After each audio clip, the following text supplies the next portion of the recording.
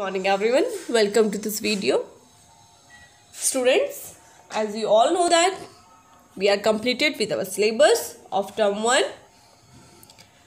examinations, and now from today we will revise our syllabus for the term 1 examination.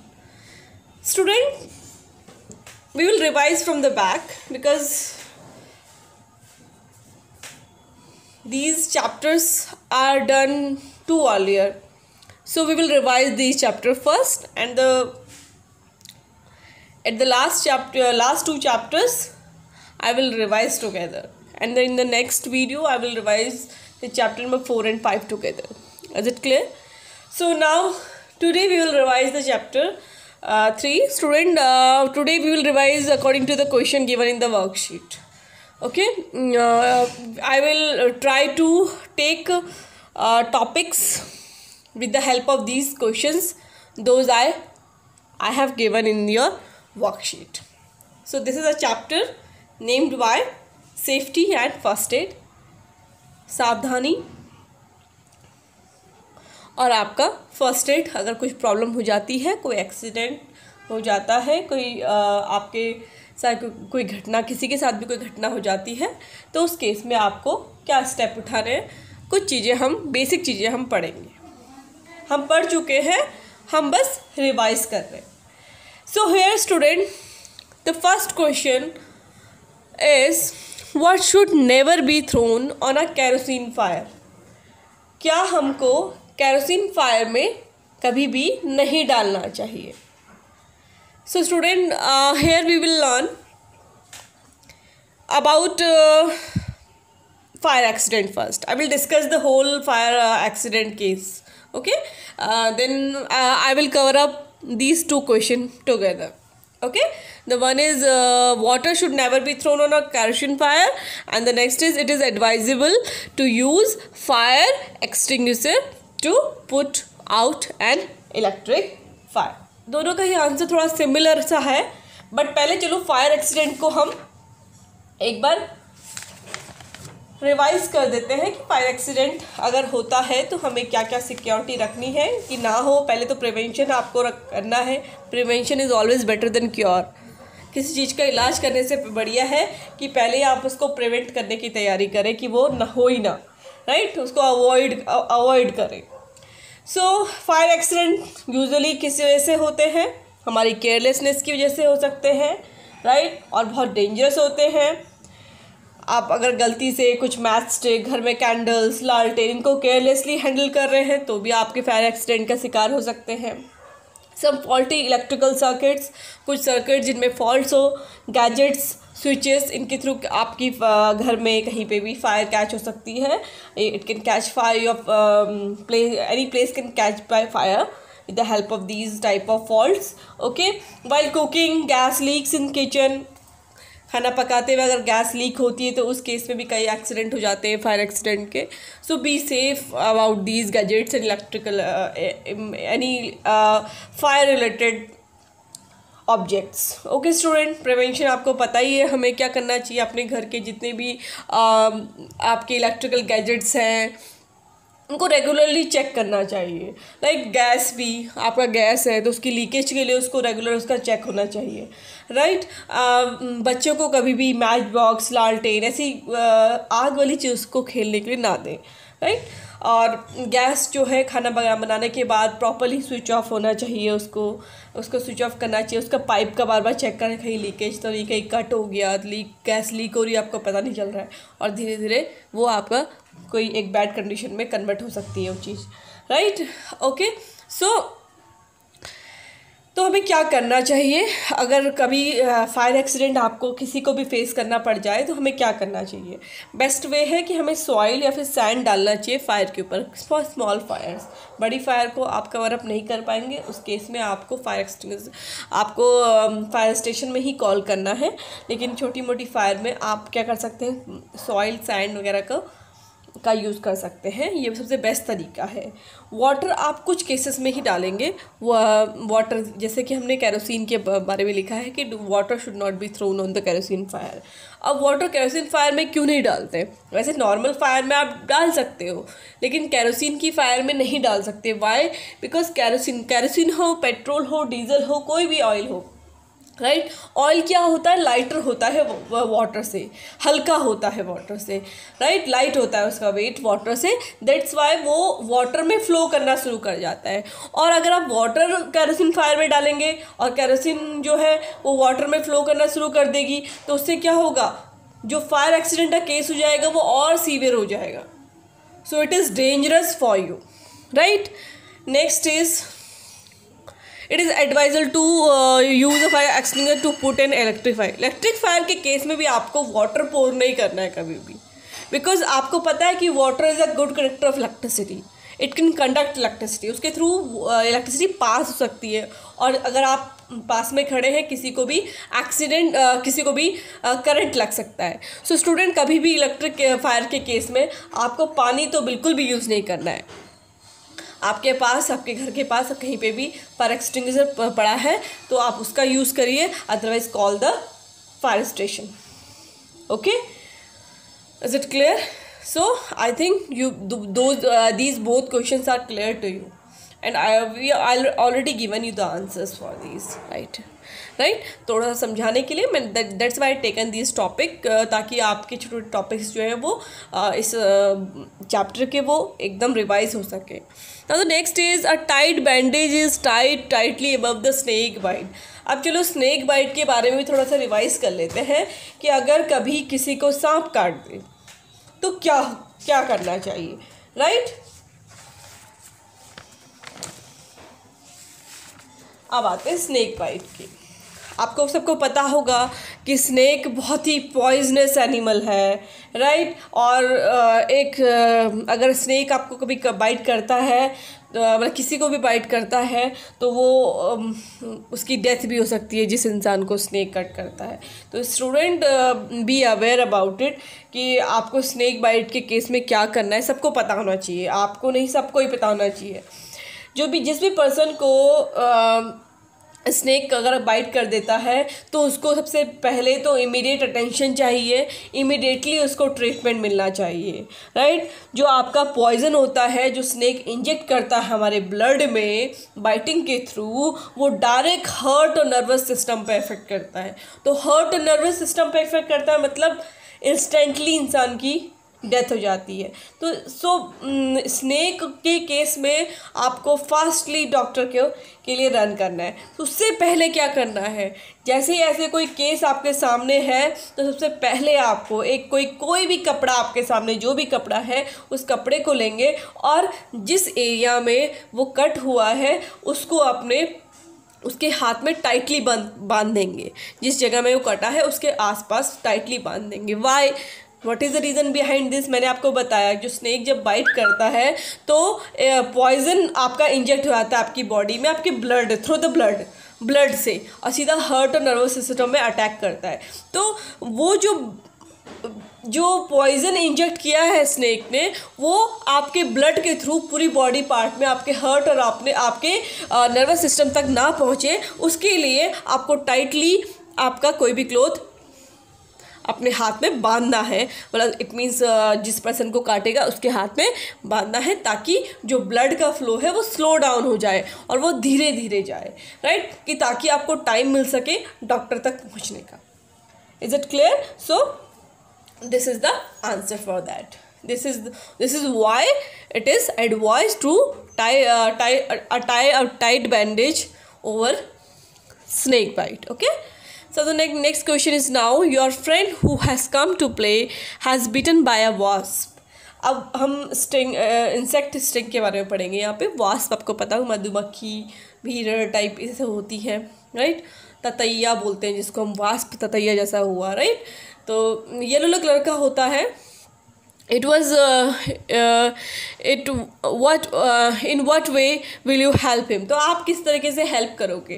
तो इसके लिए मैंने आपको बताया था कि इंसेक्ट बाइट में अगर वॉस्प आपको कभी भी बाइट करती है तो वास्प के केस में आपको विनेगर या फिर लेमन जूस आपके पास पड़ा है, अगर नींबू पड़ा है तो नींबू आप उस पर नींबू का रस आप लगा सकते हैं, और बी बाइट के केस में या फिर विनेगर पड़ा है तो विनेगर लगा सकते हैं।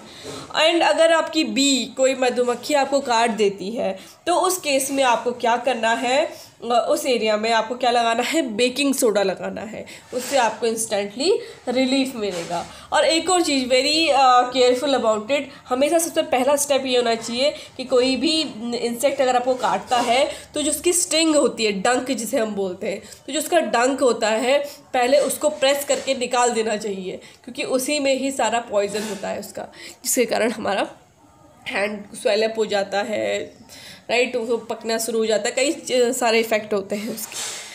आपने देखा होगा कई बार काट के उसमें पहले वो दर्द होगा, बड़ा काफ़ी स्वेलिंग हो जाती है उस एरिया में, फिर जब तक पकेगा उसके बाद वो स्टिंग बाहर निकलेगा। इससे बढ़िया है कि जैसे स्टिंग कट करे उसी पर स्टिंग को बाहर निकल जाओगे तो कोई भी पॉइजन आपकी बॉडी में उस एरिया में नहीं इफेक्ट करेगा।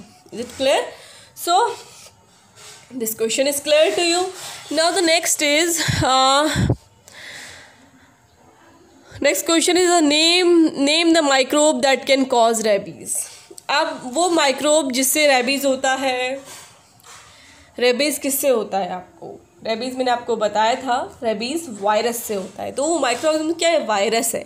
रेबीज़ का जो माइक्रोब है उसका नाम वो क्या है? वो एक वायरस है, राइट। तो रेबीज़ का जो माइक्रोब है उसको क्या कहेंगे आप? रेबीज़ वायरस कहेंगे, जिसकी वजह से ये आपका रेबीज़ होती है। बीमारी जो रेबीज़ है वो होती है, ये किसकी वजह से होती है? जैसे कि आपके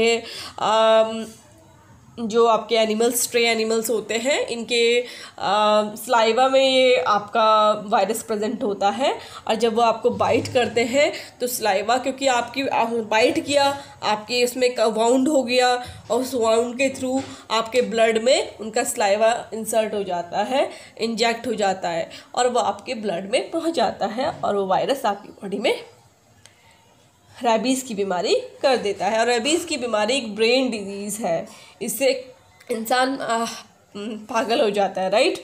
द फेटल कंडीशन, मतलब एक अच्छी वैसी कंडीशन हो जाती है कि होश में नहीं रहना इंसान, वैसे ऐसा हो जाता है, राइट। सो इसके लिए वैक्सीनेशन प्रोसेस होता है। आपको जब भी ऐसा कुछ हो तो आपको हमेशा डॉक्टर के पास जाना है और वैक्सीनेशन प्रोसेस को फॉलो करवाना है, राइट। ओके स्टूडेंट, अपने जो वाउंडेड एरिया पहले उसको धो देना है, उसमें एंटीसेप्टिक अप्लाई करो, और ट्रीटमेंट के लिए आप वैक्सीनेशन के लिए डॉक्टर के पास जाएं, राइट। अब now next question is 6th question. Let me show you. 6th question is burns are cause due to. Burns किस लिए होते हैं? हमारे केयरलेसनेस की वजह से होते हैं, right. So here is the answer, is carelessness only.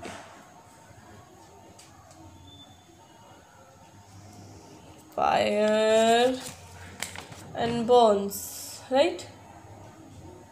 Case of chemical burn, minor wound, burns are due to carelessness only, right? So there is not something. Now the next question is, an electric gadget at home should be checked for leakage. Leakage के लिए हमें regularly electronic gadget को check करना चाहिए, fault के लिए, leakage के लिए, राइट।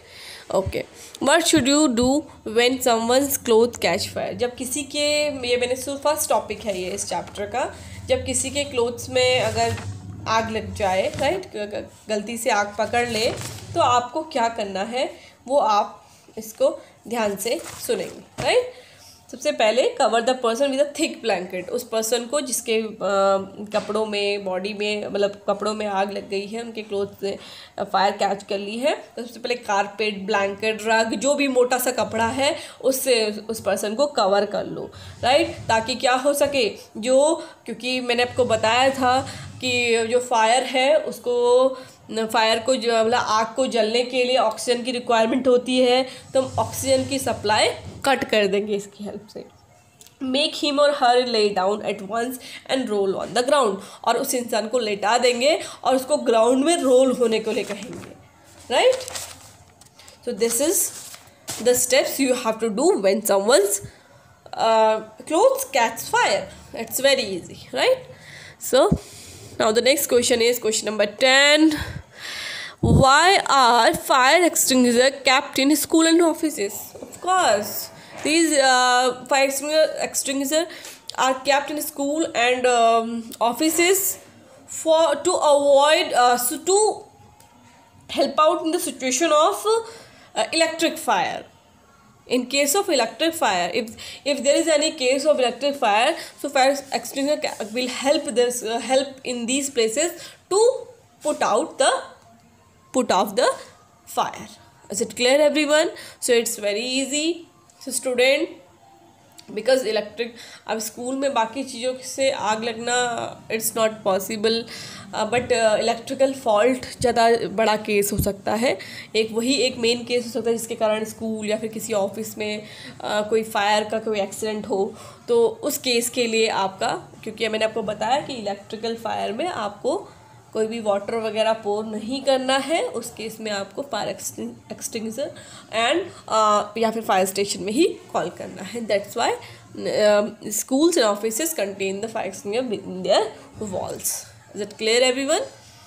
So I think आपने अपने स्कूल में भी देखा होगा सबने, राइट? अलग कॉर्नर में आपके फायर एक्सटिंग्विशर पड़े हैं, लगे हैं, just because to avoid these situation and to be ready for these situations. Okay, कभी ऐसा का बाई चांस कोई केस होता है तो उस केस में कोई भी नुकसान ना हो, उसके लिए बचने के लिए ये सिक्योरिटी, ये सेफ्टी आपकी सारे स्कूल्स और सारे ऑफिसेस अपने साथ रखते हैं, right? So okay student, we are completed with this chapter revision and with these questions. Thank you everyone, and prepare your exams, prepare for your exams with the help of the videos. Student, आप worksheet wise videos जरूर देखें. ये तो एक revision था, एक short revision था, but आप टॉपिक वाइज, जैसे कि मैंने एक टॉपिक वाइज आपको पढ़ाया है, वर्कशीट वाइज चैप्टर 3 की वर्कशीट्स पे आप जाएंगे और उसकी प्रॉपर वीडियोस हैं, स्टेप वाइज वीडियोस हैं, उन वीडियोस को ज़रूर आप देखेंगे. उसी की हेल्प से आप टर्म 1 एग्जामिनेशन के लिए प्रिपरेशन करेंगे. Okay student, if you having any query regarding this, you can ask me in group. If you having any query regarding the upcoming exams, you can ask me in group. But student, you have to watch the videos and do the worksheet thoroughly. If you having any problem, beta, nothing will come outside the video and outside the worksheet. Question will be in a different manner, but वो still वो topic वही होगा जो मैंने पढ़ाया है. सो आपको जो मैंने पढ़ाया है उसे समझना जो बहुत ज़रूरी है. आपको एक एक टॉपिक क्लियर किया गया है, उस टॉपिक को आप लेके चलेंगे तो आपको बहुत इजी लगेगा आपका पेपर, राइट? बेटा कुछ क्वेश्चंस आपके मैं पिक्चर वाइज भी दूंगी, बट पिक्चर्स बड़ी इतनी अच्छी होंगी जो मैंने आपको, ऐसी होंगी जो मैंने ऑलरेडी आपको वीडियोस के थ्रू एक्सप्लेन की है. कि कोई भी पिक्चर के बारे में आपको एक्सप्लेन करना होगा तो आप इजीली, जैसे कि मैंने अभी आपका टेस्ट भी लिया था, तो टेस्ट में भी जैसे एक पिक्चर दिया, उसके बारे में कुछ पूछ लिया, जनरल क्वेश्चन जो आपको पढ़ाया होगा वही पूछा जाएगा. Is it clear? सो कुछ भी स्केयर करने की, कुछ भी डरने की कोई ज़रूरत नहीं है. बस आप वीडियोज़ देखिए, वर्कशीट देखिए, प्रॉपर वे में पढ़िए, exam will be best. So student, thank you everyone. I will come up with my next video with next 2 chapters of revision. Last 2 chapter का रिवीजन अगर बाई चांस टाइम नहीं भी मिला तो student वो तो मैं ऑलरेडी आपको अभी रिसेंटली ही मैंने आपको पढ़ाया है, तो आप वीडियोस को भी वीडियोस तो आपको इनकी भी देखनी है, राइट? मैं कोशिश करूँगी कि आपको पूरा ही रिवीजन, लास्ट चैप्टर का भी दोबारा से एक बार रिवीजन मिल जाए. अगर आगे रिवीजन का टाइम नहीं मिलता है तो मैं कोशिश करूँगी कि नेक्स्ट वीडियो में थोड़ा बहुत रिवीजन मैं लास्ट चैप्टर्स का भी आपको दे ही दूँगी videos. But you have to watch the video, you must have to watch the video. Thank you student.